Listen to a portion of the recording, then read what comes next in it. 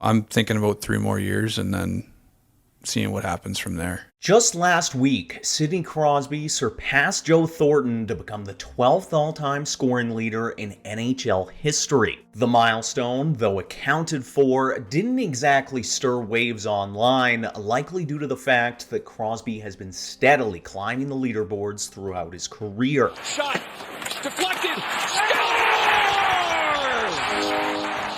Sidney Crosby! Crosby's milestone came in a classic matchup against the Washington Capitals, where Alex Ovechkin scored his 830th NHL goal, bringing him to within 65 goals of breaking Wayne Gretzky's all-time record. Ovi to the net, score! 830 for Alex Ovechkin. Despite Ovechkin's uncharacteristic production this season, whether or not he'll break the record is irrelevant. As the greatest goal scorer in NHL history, it's more a matter of when rather than if. But as Ovechkin chases that record, there isn't a lot of talk surrounding Crosby and his trajectory. As Sid approaches 1,600 career points, it may be unlikely, but not entirely unreasonable to ask. Can Sidney Crosby reach 2,000 points? Crosby splits through. He scores!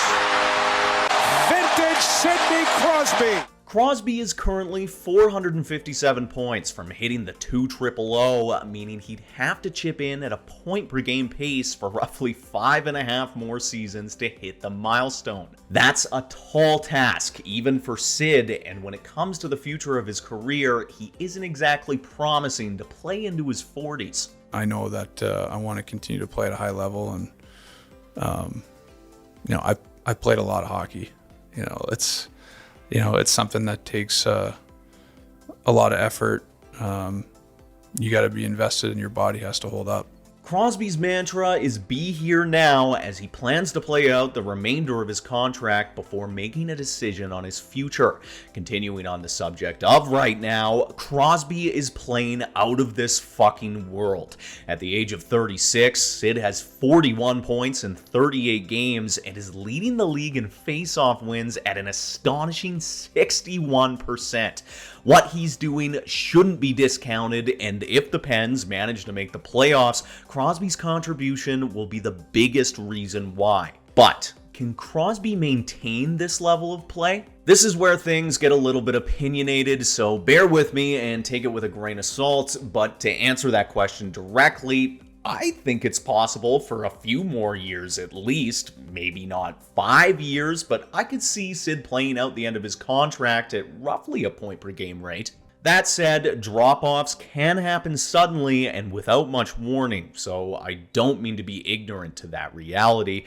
But to wrap this video up, I'll say this. If Crosby is going to play into his 40s, he'll likely need to adapt under a different role. Whether or not he'd stay with the Penguins is an entirely different question, and so is whether or not he'd want to play without Malkin and Letang. But if Sid's love for the game is still strong and he had an opportunity to win, who's to say he couldn't play until 42, just like Joe Thornton? Who's to say he couldn't adapt and embrace his inner grinder as a second or third line center? Regardless, getting back to our thesis here, 2,000 points is a big ask. If Crosby hadn't missed significant time in the early 2010s due to concussions, it would be a hell of a lot more likely, but as is, Crosby would need to defy the odds and play into his 40s as a productive offensive player. For What's Happening Hockey, I'm Tate Laycraft.